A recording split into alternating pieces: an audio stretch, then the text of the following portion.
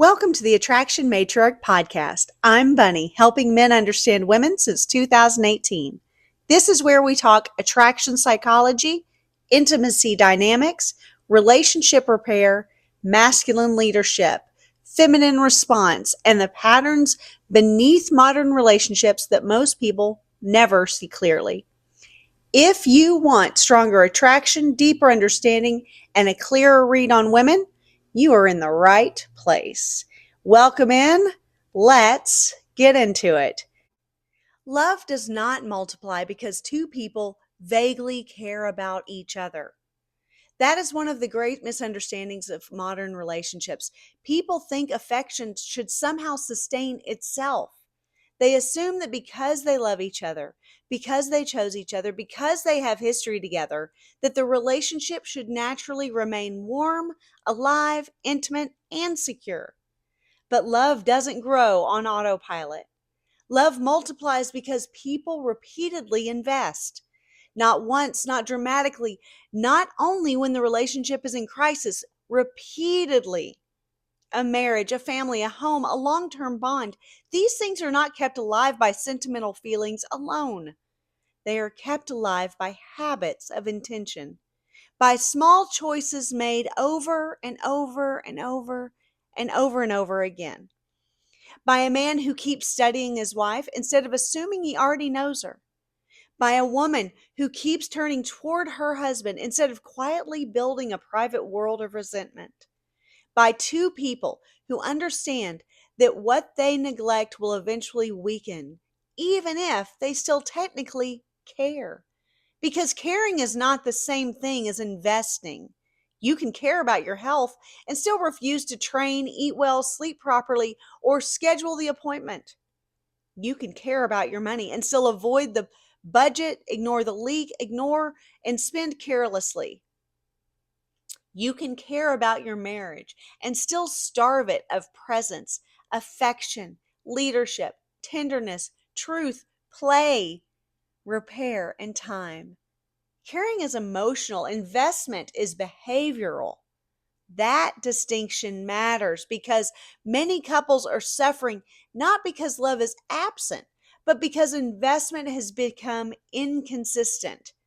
They still love each other. They still want the family. They still want the future, but the deposits have slowed down. The curiosity has faded. The compliments have disappeared. The dates have stopped. The gratitude has become assumed. The conversations have become purely logistical. The intimacy has become leftover energy. The repair has become delayed. The home is still standing, but the foundation is never being reinforced. This is how drift happens, not usually through one catastrophic betrayal, though that can happen. But more often, drift happens through slow underinvestment. 1,000 small missed opportunities. 100 evenings where connection was possible, but distraction won. Months of, we'll get back to us later. Years of assuming the other person should feel loved because they should already know. But people do not feel love the way that you silently assume. They feel loved by what you consistently express, protect, prioritize, and practice. This is especially important for men to understand. A woman often reads investment as evidence of value. Not because she needs constant entertainment, not because she's childish, not because she cannot be stable without attention, but because repeated investment tells her, I still choose you. I still see you. I still desire you.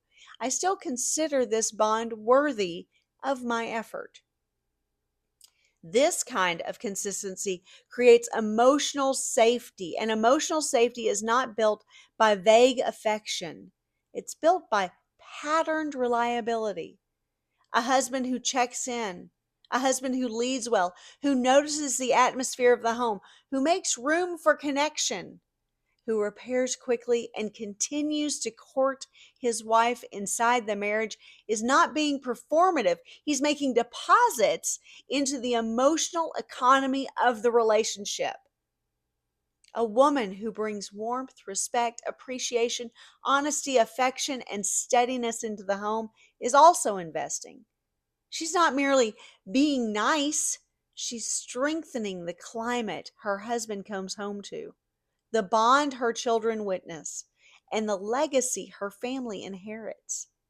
Love multiplies when both people stop treating the relationship like something that should simply keep producing fruit without being watered. The question isn't, do we care? The question is, where are we investing? Are we investing attention, patience, truth, repair, desire, protection, gratitude, time?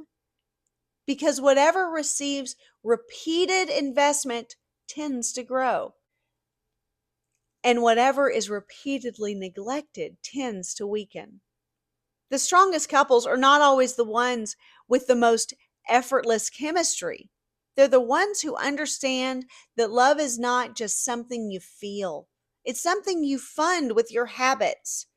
You fund it with your presence. You fund it with your discipline, with your humility, with your forgiveness. You fund it with the decision to keep choosing each other in visible, practical, embodied ways.